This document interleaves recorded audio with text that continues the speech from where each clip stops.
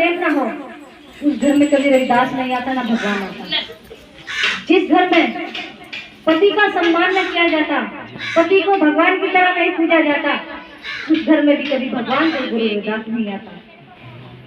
गाठ बांधवी चाहे वो पति मेरा कितना भी कबीर भी शराबी कितना भी गलत हो, लेकिन मुझे अपने मुख से उसे गलत शब्द नहीं बोलना। नारी का काम है पति की सेवा करना, नारी का काम है अपने बच्चों की परवरिश करना, उन्हें अच्छे अच्छे संस्कार देना, और पत्नी का काम पति का काम है बाहर से कमाकर लाकर पत्नी को देना। क्योंकि पत्नी को जब देंगे तो पत्नी घर में बनाकर देगी, रोटी पानी चाय जो भी देगी वो सेवा भी जो भी करेगी, जब पति पत्नी को लाकर देगा। तो मेरी माता बहनों, मेरे कहे से आज तुम जो करती थी कर छोड़ दियो आज ही।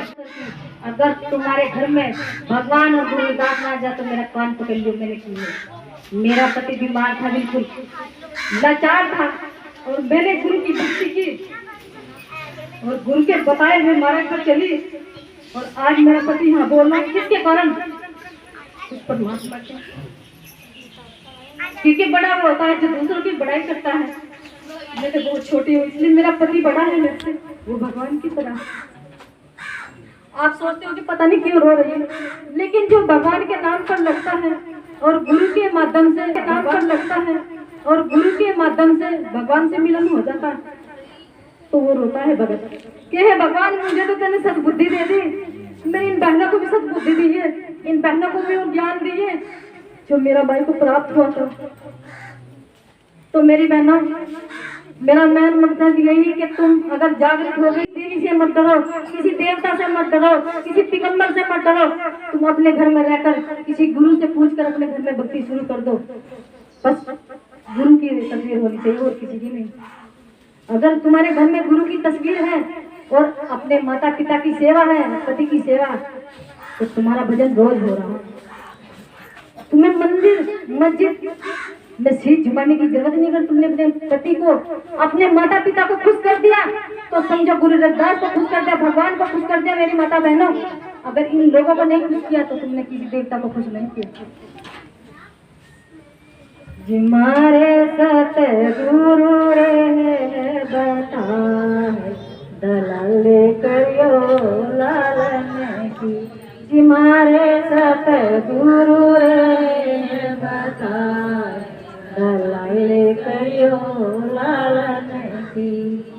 लाल लाल तो सबे करे सबके पल लाल, संतो सबके पल लाल लाल तो सभी कह रहे सबके पल लाल, संतो सबके पल लाल। पड़ा मैदान मेरा धूल पिता, जिमारे सतगुरु रहे बताए दलाल करियो लालन की, जिमारे सतगुरु रहे बताए दलाल करियो लाल की।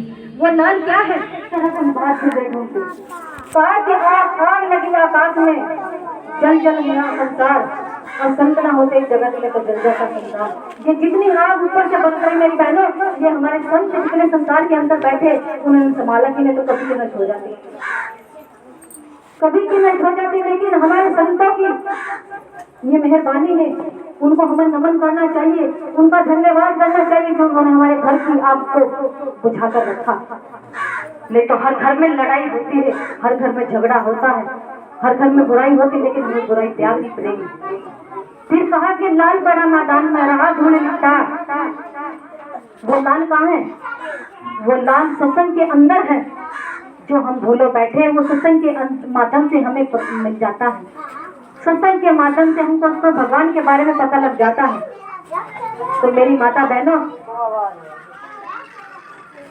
सुगरे ठोकर मार चले सुगरे ने लिया उठाए, सुगरे ठोकर मार चले सुगरे ने लिया उठा, जिमारे सतगुरु रे बताए दलाल करियो लाल की, जिमारे सतगुरु रे बताए दलाल करियो लाल की।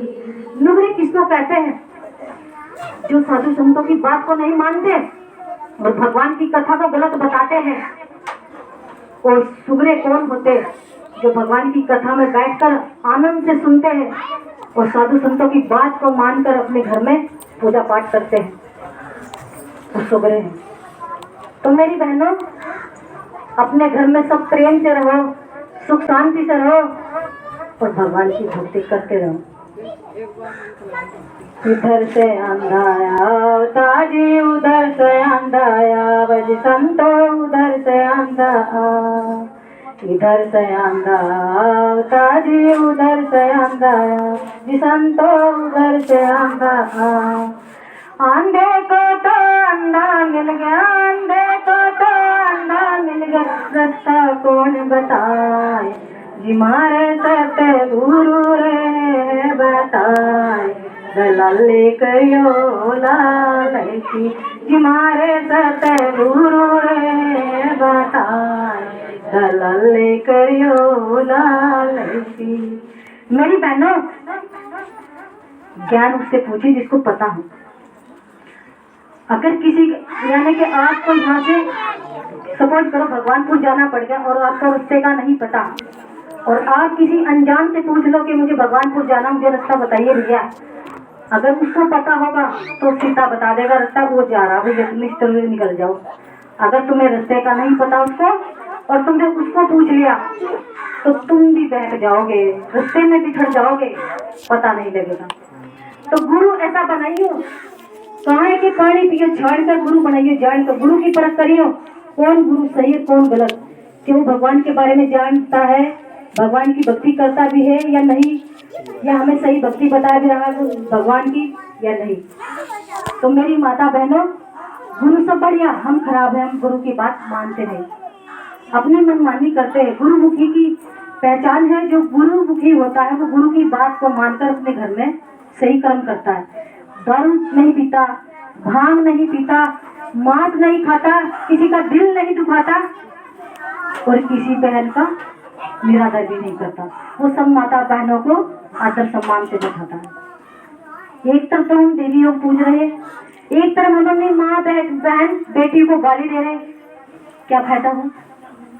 कुछ फायदा नहीं हुआ मेरी माता बहनों। आप प्रेम से रहिए घर में, अपनी माता बहनों को आदर सम्मान दिए, क्योंकि बेटी किसी की बहू भी बननी है, किसी की सासू भी बननी है। तो आप घर में बेटी का आदर करिए, सम्मान करिए और अपनी बहुओं को भी बेटी की तरह रखिए, फिर देखा अपने जीवन में कैसा चमत्कार होगा। और बहू को भी अपने सास के प्रति कोई घृणा नहीं रखनी, उसे प्रेम करना है, उसका आदर करना है, क्योंकि उसकी दया से हमें उसका बच्चा मिला, हमें पति मिला जिससे हमें सुख सारे मिले। तो इसलिए हमें बहू को भी सास ससुर की सेवा करनी चाहिए। मक्खी बैठी सहत पर रही पंख लिपटा, जी संतो रही पंख लिपटा। मक्खी बैठी सहत पर रही पंख लिपटा, जी संतो रही पंख लिपटा। उड़ने की तो ताकत लावे, उड़ने की तो ताकत लावे, लालच बुरी बला, जी मारे सत्य गुरु रे बताए, दलाली करियो लालची, जी मारे सत्य गुरु रे बताए, दलाली करियो लालची। ये उदाहरण दिया मक्खी के ऊपर मनुष्य के। ये मनुष्य इतना माया में निपट जाता है कि पहले मेरे बच्चे बड़े हो जाए, फिर भी पढ़ लिख ले, फिर मेरे बहू आ जाए, फिर मेरे पोता हो जाए, लेकिन उसे समय भगवान का नाम लेने का नहीं मिलता। हसनपुर गांव में धनपाल और सुमन के माध्यम से आई, और बहुत अच्छी बात है जो इन्होंने तुम लोगों को बुलाकर तुम्हारे पे भी अच्छे अच्छे बोलने का साहस देखा मैंने कि वाकई में मातृभूमि में रहने वाली जो शक्ति है वो बिछड़ी तो पड़ी और अपने आप को भूली पड़ी, लेकिन ये जगाने का काम हमारा और कुछ नहीं। हम तुम्हें सिर्फ बताने के लिए आए, समझना ना समझना तुम्हारा काम है। उस पे जो कर्म हम बता रहे हैं उस कर्म को करना ना करना वो तुम्हारा काम है। बाकी हमारा काम तो जगाने का। जैसे हमारे बाबा साहब कहते थे कि बेटे को मत पढ़ाइए, लेकिन बेटी को जरूर पढ़ाइए, क्योंकि वो किसी की पत्नी बनते हैं, फिर वो बहुत बड़ा संसार चलाते हैं। तो इसलिए मेरी माता बहनों को तुम्हें ज्ञान हो गया तो फिर भटकने की कोई जरूरत नहीं पड़ेगी आपको। श्री सतनाम।